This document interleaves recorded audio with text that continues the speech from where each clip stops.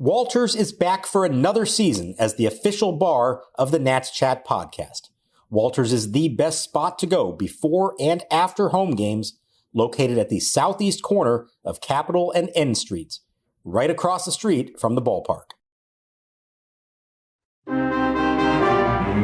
Now the set, the kick, and the pitch.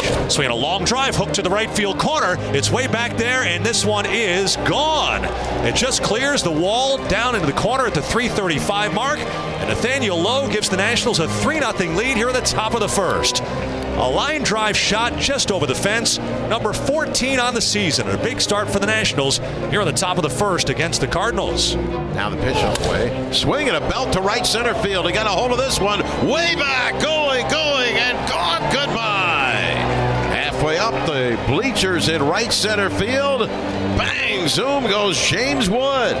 His drought is over. His 24th home run of the year. RBI number 69. And that one got out of here in a flash. It's now the Nationals 8 and the Cardinals 1.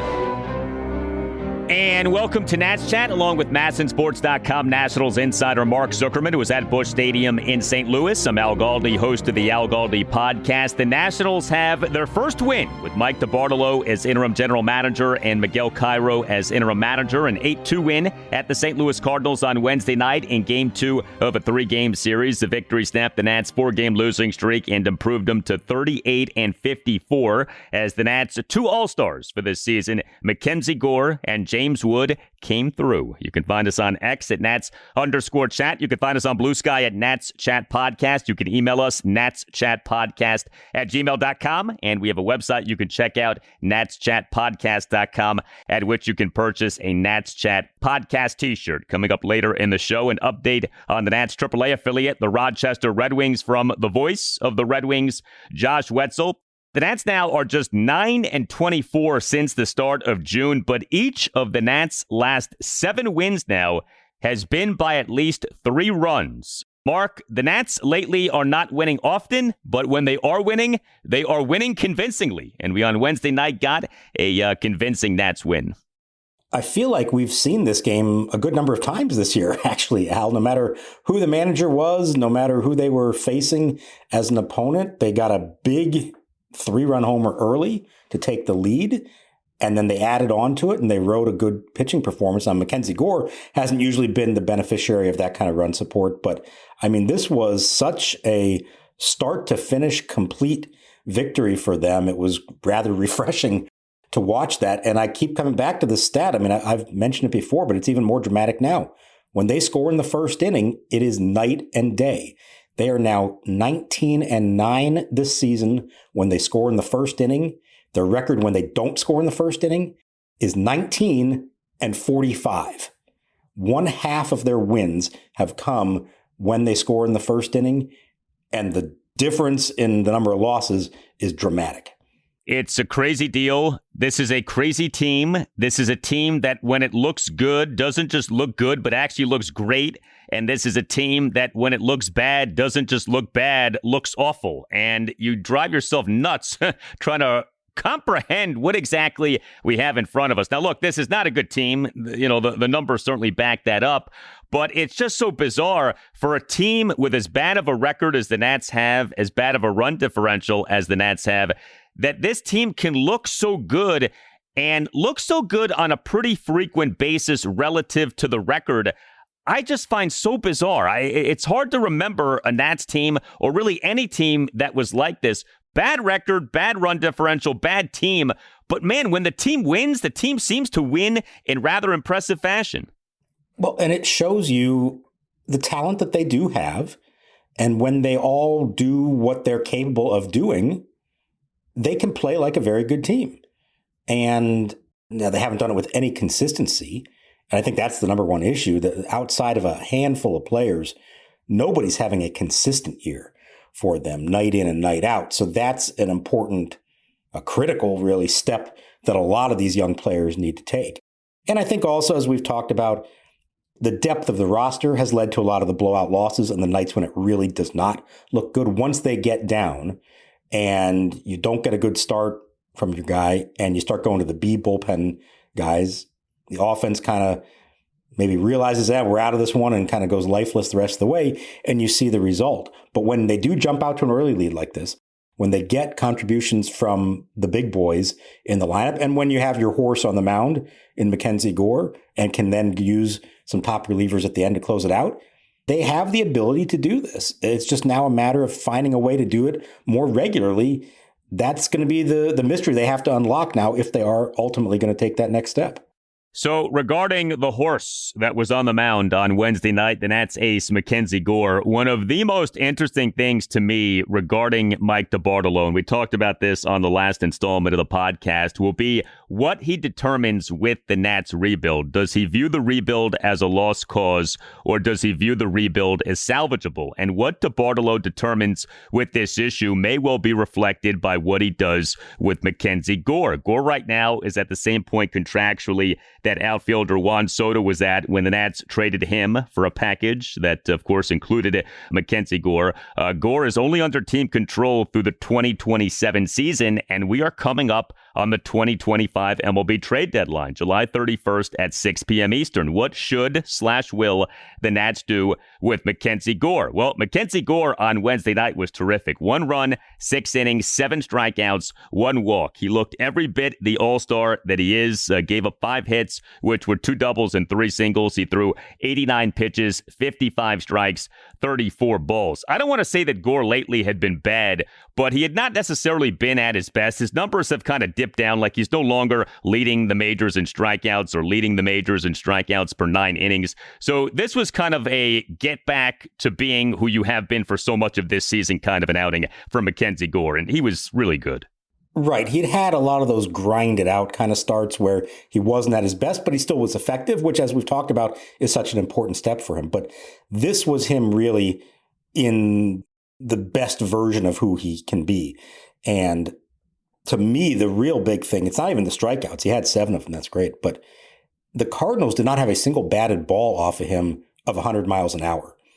Even the hits they had, the one run they scored off him was on a bloop double and a little seeing eye opposite field ground ball single.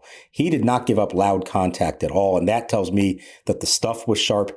And the fact that even while striking out 7 in 6 innings, he only threw 89 pitches. Remember when MacKenzie Gore was averaging 20 plus pitches per inning? He averaged just under 15 per inning in this start. And I think under different circumstances, Miguel Cairo would have sent him back out there for the 7th, but with a big lead, coming off a 111 pitch start, and now for him going into the All-Star break, because this is his last start before that, I think it was appropriate to pull him at 89 pitches and give him a little bit of a breather, and a very rare instance in which he could just go back to the dugout, see a big lead on the scoreboard thanks to rare run support from his teammates, and just enjoy it. Supported with runs he was in this game. Gore now for this regular season, 19 starts, ERA 3.02, whip 120, strikeouts per 9 innings, 11.26. He started this game off extra rest. What was the thought process in giving him that extra rest? So there were 2 reasons behind it, and this was Davey Martinez and Jim Hickey making this decision after his last start. The first reason was, as I said, 111 pitches in his last outing, kind of had to go above and beyond. Remember how they all complimented him for doing that. So that was an opportunity to say, let's give him a little breather beyond that. I think the second part of the equation, and I think it can probably be said now, I don't think we're revealing anything that shouldn't be revealed, is had he stayed on turn ahead of Jake Irvin and started Tuesday's game, that would have lined him up to pitch Sunday in Milwaukee. The problem with that, you pitch on Sunday, you can't pitch in the All-Star game on Tuesday. They had a hunch, they didn't know for a fact, but they had a hunch that he was going to make the All-Star team. And so they said, let's flip-flop those 2. He now pitches Wednesday. He doesn't pitch again over the weekend, and he's eligible to pitch in the All-Star game his first time there. I thought that was a nice gesture on their part. And, you know, there were strategic reasons beyond that, as I just said, but I think it shows you a little bit something about how they think about a really promising young pitcher who is starting to be recognized around the rest of the baseball world and should have an opportunity to do it on the big stage Tuesday night in Atlanta. If the Nats were having a better season, if they were a contending team, do you think they would have done that, or do you think they would have made it so that Gore got that one more start before the All-Star game? I could see them doing it differently in that case and to say, yeah, hey, that one start for the team is more important than any personal thing for you yourself. But as I said, it also has to do with how many pitches he threw last time out. So by doing that, you're giving his arm more of a chance to recover from an extra effort kind of start. And you saw them, keep him to a lower pitch count in this one. So I think it would have been a trickier decision if they're really in the thick of a race like that. And you said every win counts. Yeah, I think we know Davey Martinez's mantra, go 1-0 every day, and your best chances with MacKenzie Gore on the mound. So my guess is they would have treated that differently if they were closer to or above the 500 mark. We also have had Miguel Cairo espouse that mantra, so we may not be done with that mantra of going 1-0 every day. Did you notice he also mentioned after the loss on Tuesday night, it was subtle, but he said the boys battled. The guys battled. They were ready to play. Yeah, Cairo is Davey Martinez 2.0. For all the good and perhaps all the not so good, Cairo is a Davey Martinez clone. It's actually been pretty funny.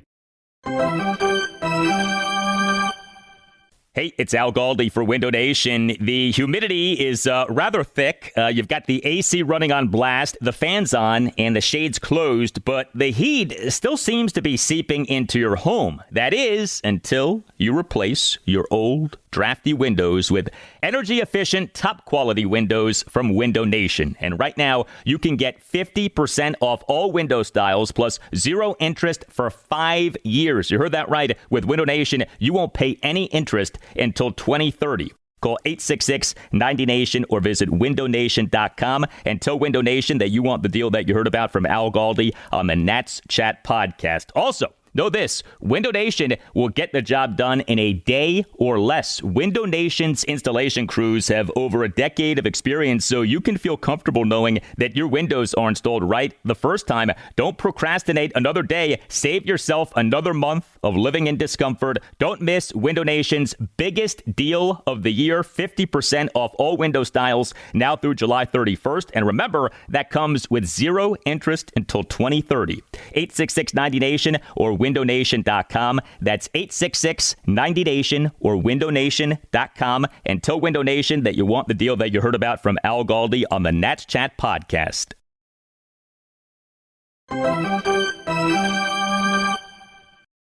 1-2 on the way. Swing a long drive. Left center field. Rosario gets into this one. It is going, and it is long gone. That one deep into this section in left center field, just to the right of the Nationals bullpen. A no-doubter off the bat of Rosario is 5th of the year, and the Nationals lead it 7-1. The Nats offense in this 8-2 win at the Cardinals on Wednesday night. Very good. The Nats scored 8 runs and on just 9 hits. How? Well, 6 of the 9 hits were extra base hits. The Nats had 3 home runs, 3 doubles, and 3 singles. And the Nats went 5 for 10 with runners in scoring position. The Nats worked 2 walks. James Wood, he is the Nats starting left fielder and number 2 batter, 1 for 4 with a solo homer. Wood and the Nats 1-run 7th, a 1-out solo homer to right center field for an 8-1 Nats lead. The homer going a projected 433 feet per Statcast. We had Nathaniel Lowe with a big homer. He is the Nats starting first baseman and number 5 batter, 2 for 4 with a 3-run homer and a single. Lowe in the Nats 3-run first, a 2-out 3-run homer to right field for a 3-0 Nats lead. And Amed Rosario, he is the Nats starting second baseman and number 3 batter, 1 for 4 with a solo homer. Rosario in the Nats 1-run 5th, a leadoff homer to left on a 1-2 pitch for a 7-1 Nats lead. That homer going a projected 434 feet per Statcast. Some moonshots in this game. One from Wood, but the one from Rosario actually went further than the one from Wood. And his trip around the bases took longer than James Wood trip around the bases took. Rosario enjoyed that one. You just said that Miguel Cairo is Davey Martinez 2.0, and I don't disagree with you. He did do something different with his lineup in this game. And I don't know if this was straight up him doing it or maybe a little influence from some of their more analytical people who looked at the scouting report and noticed that Andre Pallante, the Cardinals starter, a right-hander, has pretty extreme reverse splits. Righties hit him a lot better than lefties. And so what you had in this game were 2 guys in particular, Amed Rosario and Alex Call, who typically don't start against a righty unless there's like an injury situation. And they're in there now against a righty instead of Luis Garcia Jr. and instead of Dalen Lyle. And Rosario batting 3rd. I mean, not the kind of spot you would typically expect a player like him to bat and, certainly not against a righty. So Cairo was explaining, number one, yes, there was the matchup part of it. But number two, and this is a little slight difference, and maybe him trying to make a little statement here, said that he really wants his bench players to feel like they're playing more and to not waste away on the bench and get cold. And, not that they're going to become regulars, but trying to get them a little bit more consistent playing time. We talked at times, they would go for a week where they only faced righties. And so none of the right-handed bench bats would ever play. We'll see. This is one game. You don't want to read too much into it. But I thought it was an interesting point that he made to do that. And, oh, by the way, it worked out. They scored 8 runs. Well, Rosario has been a productive player for this team when he has played this season. Rosario for this regular season now 149 plate appearances, OPS of 747.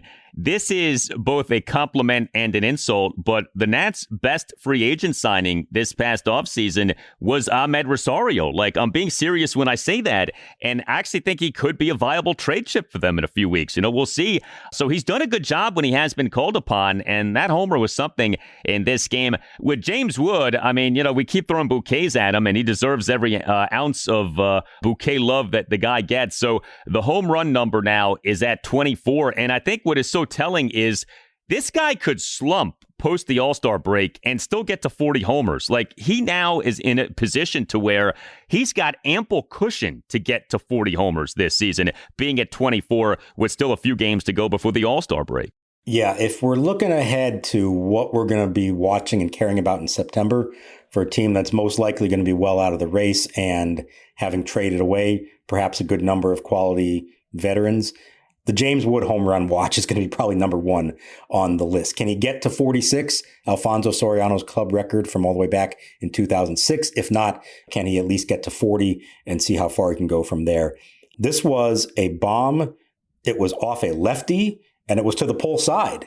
So a couple of things we don't often think of with James Wood. If he's taking a lefty deep, it's often going to be to the opposite field. But he got a pitch on the inner third, and he pulled it. Good for him for doing that. And I think Miguel Cairo had the best line of the night about it when he was asked about the exit velocity being 115.9 miles an hour. And his answer to that was, I didn't see that. I just saw the missile that left home plate. I didn't see that. I just saw the missile that left home plate and went to the fence. So a good line from Cairo on that one. That was one that was to be heard, not necessarily seen, because it was a missile. And James Wood, I think he's got a really good chance to win this home run derby come Monday night. We'll see. Projecting the home run derby can be kind of random, but we do know that the Nats have a very good history in the home run derby, right? Bryce Harper, 2018, Juan Soto, 2022. So perhaps James Wood can make it a third time that a Nats outfielder wins a home run derby. The Nats bullpen in this 8-2 win at the Cardinals on Wednesday night was good. 3 Nats relievers combined to allow 1 run in 3 innings. Cole Henry did struggle again. That is something that's been bothersome here. Henry really has fallen down a bit. He allowed 1 run in 1 inning. Bottom of the 7th, allowed a run on a double, a walk, and an RBI single. But Jackson Rutledge tossed a perfect bottom of the 8th. And Luis Garcia, in his Nats debut, a perfect bottom of the 9th. With 2 strikeouts, the Nats on Tuesday afternoon announced having agreed to terms with Garcia on a 1-year major league contract. This is his age 38 season. I think more than worthwhile to take a flyer on a guy like this. Who knows what will come of it, but he is someone who has been productive, and this bullpen needs all the help it can get. And at least in his debut, Luis Garcia looked good.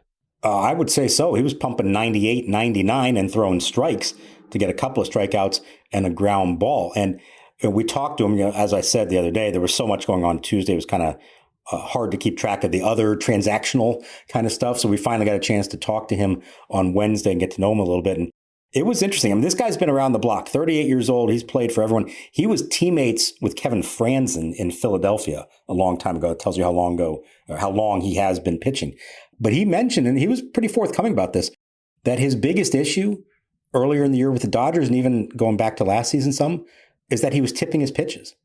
And he's tried to make some tweaks, still found out he was doing something. He didn't realize what he was doing. He didn't tell us what the actual action was that made him tip. But he comes into this believing that his stuff is good enough to be effective still at age 38. And if he can just kind of not let the hitters figure out what's on its way there, he thinks he can still be really good. It's 1 inning at the end of a blowout game, so I don't want to get too excited about it. But that looked good for what it was. And that's a nice sort of soft launch for him. Let's see how he could figure into this. They have very subtly over the last week or so rid themselves of their worst performing relievers. You're talking about guys who were borderline, if even should have been in the big leagues to begin with, and brought in some guys either with experience or a little higher ceiling, like a Mason Thompson, now a Luis Garcia. Jackson Rutledge, who pitched in this game, for a long time, we were kind of talking about him as like the number 5 reliever. I think he's number 8 now. That's a good sign that they have more depth, a viable bullpen with more options that could in turn allow Miguel Cairo not to have to pitch Cole Henry as much as Davey Martinez did, which may explain why Henry is struggling right now, given the heavy workload that he's had.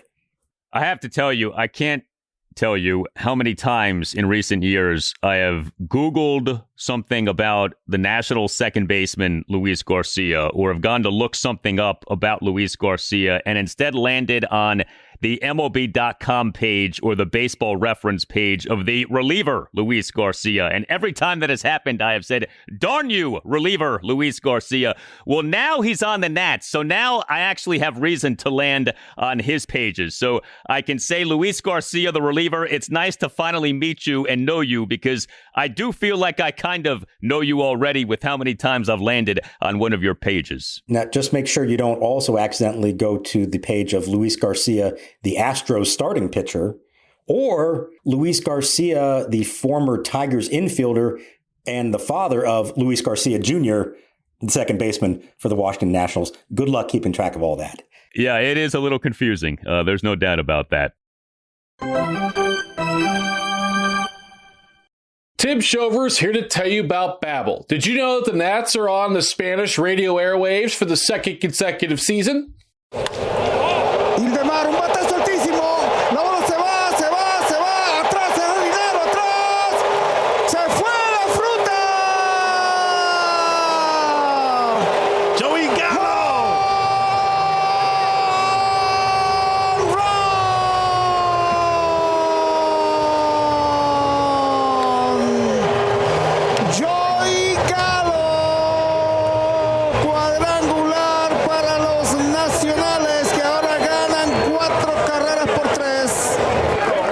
If you want to know what Luciano and Gustavo are saying on the broadcast on calls such as this one, then check out Babbel. And here's their special offer for Nats Chat listeners. 60% off subscriptions at babbel.com/NatsChat. Get up to 60% off at babbel.com/NatsChat. That's spelled BABBEL.com/NatsChat. Babbel.com/NatsChat. Rules and restrictions may apply.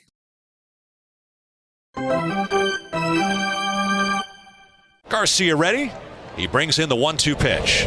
Swing and a miss. He struck him out. Adams applies the tag. The game is over. And Miguel Cairo has his first win as Nationals manager, as the Nationals even the series with an 8-2 win over the St. Louis Cardinals.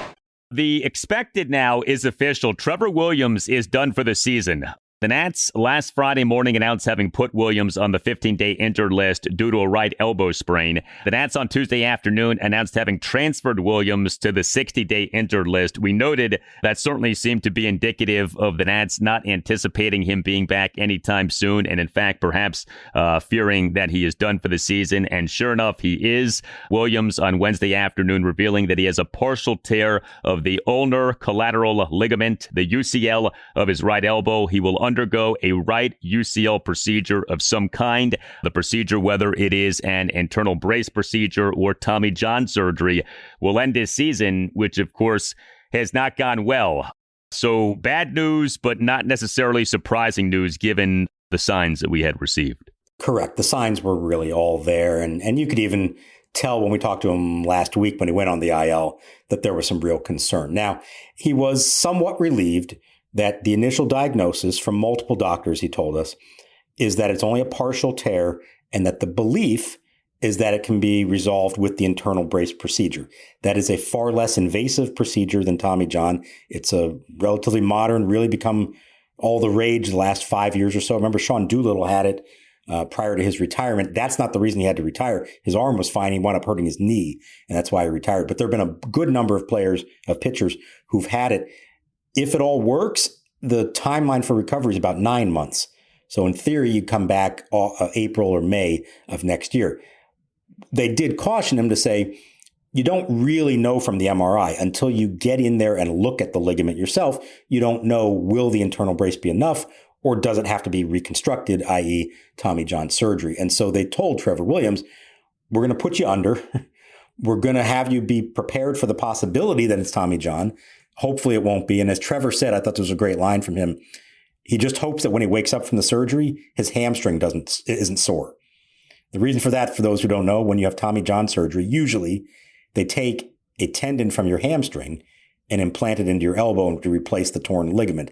So if you wake up from the surgery and your hamstring hurts, you're thinking, uh-oh, I just had the worst surgery. If he wakes up and his legs are fine and it's just his arm that hurts, that's a good sign for him. Tommy John would knock him out for almost all of next season. Now, we can go into how important is it, how much Trevor Williams pitches or doesn't pitch for the 2026 Nationals. But the fact is he's signed for another year, and just for his own sake and his own career, you hope that it's the lesser surgery and that he can come back next year and contribute in some way, whether it's for this team in whatever role they might have for him at that point.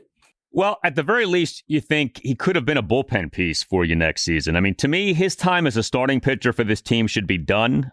But as a reliever, I do think he could potentially help him. And so from that perspective, you certainly hope that it is the internal brace procedure and that he can be a factor come next season. Now, there were other injury updates that you got on Wednesday afternoon. Catcher Keibert Ruiz back on the 7-day concussion injured list. And we have MRI exam results for reliever Derek Lowe. Yeah, so in the case of Keibert Ruiz, if you go back and watch Saturday against the Red Sox, he took a foul tip off the mask and it knocked the mask clear off of him. They came and looked at him. The initial diagnosis from the trainer, they have the protocol of what you run through to check for concussion, said that he was fine. He finished the game, but the next day had headaches again. And so he did not play on Sunday, diagnosed with the concussion again. Only 2 games that he played after coming off the initial concussion IL. And so they put him back on it. And the theme this time was one of more concern of when you've got 2 of them now in a short period of time, they have to take better care of him. They cannot attempt to rush him back from this. And, you know, he's not with the team, so it's going to be a while till we see him after the All-Star break. I'll be curious what he has to say about it and how he intends to proceed once he is cleared to come back and play. So I think we may be seeing a period of time here without Keibert Ruiz more than the 10 days or so that he was out the first time. So to be clear, this is a second concussion. This is not him still recovering from the initial concussion. I don't know that specific fact of it. Obviously, first of all, to come off the concussion IL, you have to pass a series of tests. And this is not just like the Nationals team doctor can declare this. This is an MLB independent neurosurgeon. So there's a whole lot of protocol to that. So he was examined and they said, you're good to go. And then a couple days later, he takes another ball off the face mask, complains of headaches. They give him the testing. They determine concussion again. Now, I don't know enough medically to know if it means that the previous one is returned or if this is technically a new concussion. Either way, it's not good. And that is a concern for him, for a guy who has taken quite a beating behind the plate in his career. And, there's another conversation to be had down the road as once we learn more about this and kind of figure out how he fits into the long-term vision around here. But at some point you do worry about, like, can a guy catch for his whole career? Can he keep doing this much longer if you have a history of concussions? I mean, it's not entirely the same situation, but Joe Mauer, a Hall of Famer, had to move out of the catching position at some point to go to first base because it happened too often to him. And you hope it doesn't come to that for Ruiz, but I think you have to start thinking more in those terms, at least considering that possibility, given what he's now gone through. And with Derek Lowe, this has been like a roller coaster the last few weeks, like good news, bad news, encouraging news, discouraging news. So where are we right now with Derek Lowe? Well, the good news, if you want to look at it that way, is every time they take an MRI, it's clean. There's no structural damage, and there's no reason that he should not be able to go out and pitch. The problem is every time he goes out and pitches, maybe not in the moment, but the day after, he's feeling elbow pain. And so where do you go from here on that? I mean, they're saying that he should be good and come back and attempt to throw again and pitch again relatively soon. Is there a reason to believe it's going to be any different result this time around? I don't know. I'd be pretty discouraged by that. I suppose that's better than just finding out, oh, you have a torn UCL, you need Tommy John or some other kind of injury that clearly needs to be fixed. But I don't know where you go from here. You keep repeating the same thing and it's not working out. That's not the path to go anymore. And so, clearly we're well into the second half of the season now. It's a tough spot for him. I feel for him. He desperately wants to pitch. He desperately wants to help this team, but his arm is not allowing it. And unfortunately, they don't have a real clear diagnosis for why that is. Meantime, Mike Rizzo. He on Wednesday morning spoke at length publicly for the first time since Nats managing principal owner Mark Lerner this past Sunday evening announced having fired Rizzo as president of baseball operations and general manager and having fired Davey Martinez as manager. Rizzo appeared on the Sports Junkies on 106.7 The Fan. There wasn't a ton to this appearance, but there was something that came up that we have not yet addressed. And so I think it's worth just hitting on here right now. Rizzo would not directly answer the question of whether him being fired was a function of him not wanting to fire Davey. A theory that has been out there is that Mark Lerner's intent may have only been for Davey to be fired, but that Rizzo refused to fire Davey, and so Lerner ended up firing Davey and Rizzo. And it was kind of odd in listening to this conversation. Rizzo would not directly answer this question. I think there was frustration to go around for everybody, from ownership to players to scouting to development, all that stuff. So yes, there was frustration from all sides, especially when you don't, when you're not playing your best baseball. We have not talked about this angle of the situation, so let's get into it here right now. What is your understanding of this? Do you have any sense of this regarding whether the intent was for Lerner to fire both on Sunday? Or was it that he wanted Rizzo to fire Davey, Rizzo refused to fire Davey, and so Rizzo himself ended up getting fired? First of all, Mike Rizzo did not reveal anything in that interview. He went out of his way not to say anything critical of anybody or anything that might make a headline, which is his right, of course, to do that. You could tell the Junkies were a little frustrated by that. They're pushing him, trying to get him to say something of value, and he just wasn't going to do that. So, hey, that's fine. His right to do that.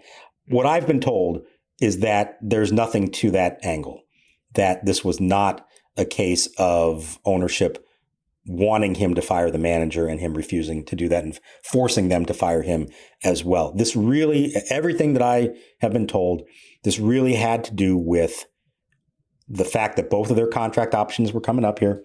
And given the performance of the team and the overall state of the organization, the state of the rebuild, the long-term issues with drafting and developing, and the free agent misses in more recent years, in spite of the lack of resources that he was given, that all of that came together in them deciding we're not picking up his option. And if we're not picking that up, then we don't believe he is the man to lead us down the road.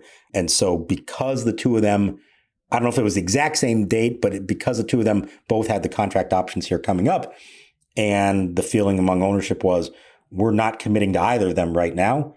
Therefore, we're going to go ahead and make the move and fire them at the same time. This is something that, as I said, had kind of been in the works, I believe, probably since the 11-game losing streak or sometime shortly after that, when they at least started the process. And then, we know the learners work slowly, so it took a little while for it all to come together. But no, I've been told from people I trust that this was not the case, that he was asked to fire Davey Martinez and refused to do that. If the Nats had won on Sunday, would the firings have happened? My understanding is yes. And that, again, tells you this was not a spur-of-the-moment reaction to what happened on the field in that game or even that weekend. I think this had been in the works for a little while, and they were trying to decide the best way to do it, the best timing to do it. As we discussed, oftentimes these sort of things, you do it at the end of a homestand or in advance of an off day to give everybody time to process it all. In my mind, I kept saying I was thinking maybe we might have something happen over the All-Star break. They decided to do it prior to that point. Yeah. And in fact, I think there weren't many people in the organization that knew while the game was going on what was about to happen, including Rizzo. I was told he was told after the game. He was not told prior to that point. There are a handful of people in the organization who had to prepare for this. And the Nats had, I think, at least the tying run and maybe the winning run at the plate in the ninth inning against the Red Sox. And there was just a little bit of like what happens if we win knowing the news that was still going to be breaking no matter what the result of that game was. What an odd scenario. What an odd dynamic. There probably is so much to Sunday that we still don't know. But man, that is something that the plan was in place regardless of what happened on Sunday for both Mike Rizzo and Davey Martinez to be fired. I guess there is something to be said for that of, hey, if you are convinced that the right way to go is to fire these guys, then of course what happens in a singular game shouldn't change anything. But that would have made for such an odd day of you get a win, you end up firing your head of baseball ops for the past decade and a half plus and your manager since October 2017. And yet there would have been some symbolism and some appropriateness to it because, as you know, the last time they had an in-season managerial change, when Jim Riggleman resigned, he did so after a walk-off win during a long winning streak. So how about that? If that had come to that, thankfully it didn't, I suppose. But there would have been some symmetry to that had they won on a walk-off and then still went ahead and fired the guys. You tell us what you think. Hit us up on X at Nats_chat. You can find us on Blue Sky at Nats Chat Podcast. You can email us natschatpodcast@gmail.com. We have a website you can check out too, natschatpodcast.com. And if you would like for us to deliver a shout out to a listener of this podcast, a congratulations, a happy birthday, a happy anniversary, whatever you like, contact the owner and executive producer of this podcast, Tim Shovers. Again, the email address, natschatpodcast@gmail.com. All Nationals radio highlights on Nats Chat are courtesy of 106.7 The Fan. For Mark Zuckerman, I'm Al Galdi. We thank you for listening, and we'll talk to you next time on the Nats Chat Podcast. And we leave you now with this update on the Nats AAA affiliate, the Rochester Red Wings, with the voice of the Red Wings, Josh Whetzel. Here's a quick update on a few of the Rochester Red Wings. Cade Cavalli made his return to the mound on Tuesday night, having not pitched since June 28th. He suffered the loss to the Worcester Red Sox on Tuesday night. His velocity was very good, averaging around 97 miles an hour with his fastball. Command may have been a little bit off, and he went 3 2/3 innings, allowing 7 runs on 8 hits, including a pair of home runs. Andres Chaparro's gone 3 for 21 with 3 doubles since his return to the minor leagues from the Nationals. Yo-Yo Morales Tuesday night had his best game so far in AAA. The former second-round pick out of the University of Miami went 3 for 4 with a double and 2 home runs, his first multi-home run game as a Red Wing. Robert Hassel III has a 6-game hitting streak right now. The center fielder 9 for 24 with a double and a home run during that stretch. In his 17 games with the Wings since getting optioned from the Nationals, Hassel's hitting .324 with 4 doubles and 4 home runs. Another outfielder to mention is Nick Schnell, a former first-round pick of the Tampa Bay Rays out of high school in 2018. The Nationals signed him to a minor league deal in the offseason. Schnell so far in 7 games in the second half of the season has gone 11 for 27 with a pair of doubles and 4 home runs.